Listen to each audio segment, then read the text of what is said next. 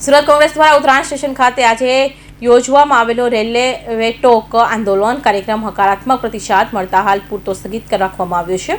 Vadodara DRMO ઓફિસના area operation manager તાત્કાલિક સુરત દોડી આવ્યા હતા અને કોંગ્રેસ દ્વારા કરવામાં આવેલા મુખ્ય માંગણીઓ અંગે સકારાત્મક જવાબ આપ્યો હતો।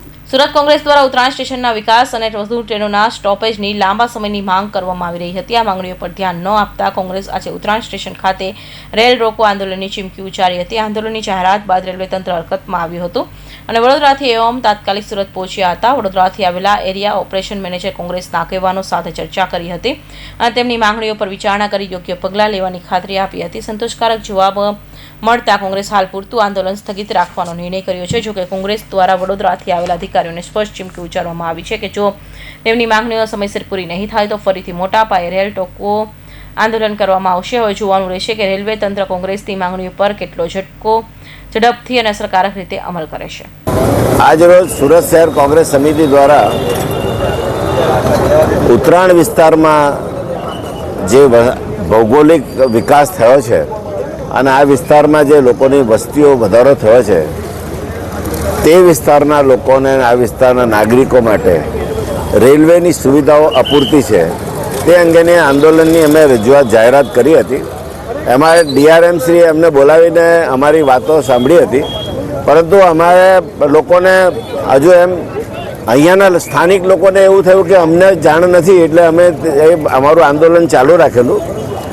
DRMએ પોતાના અધિકારીને મોકલીને અમારી રજૂઆતને સાંભળી લોકોની સમક્ષ, અને એ અમારી જે માંગણી છે તે ખૂબ વ્યાજબી છે।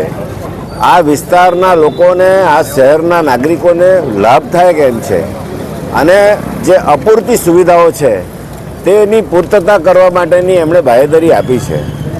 ઉત્તરાયણ જે રેલવે સ્ટેશન છે એ સુરત ડિવિઝનની બહાર છે, બરોડા ડિવિઝનમાં આવતું હોય છે, એટલે આ વિસ્તારની વાત કોઈ અમે પહોંચાડી શકતા નહીં હતા, પણ આ વખતે અમે બરોડા સુધી જઈને આ વાતને અમે રજૂઆત કરી અને બરોડા જઈને અમારી આ વાતને એ લોકોએ ગ્રાહ્ય રાખી। અમારી માંગણી વ્યાજબી છે।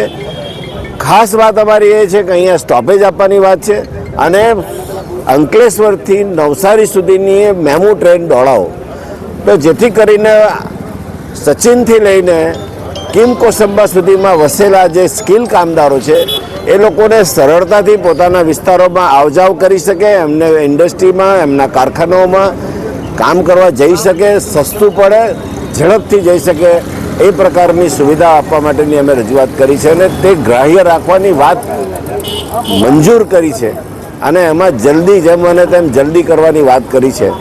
એ અમારા માટે ખૂબ આવકારદાયક છે। અમે જે આ વાત લોકોની કરી છે અને રેલ તંત્રએ એને સ્વીકારી છે।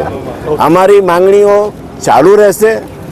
આ જે વિસ્તારને અન્યાય થયો છે તેને પૂરો ન્યાય મળે ત્યાં સુધી અમારી આ આંદોલન અમારું ચાલુ રહેશે। હાલ સ્થગિત રાખ્યું છે।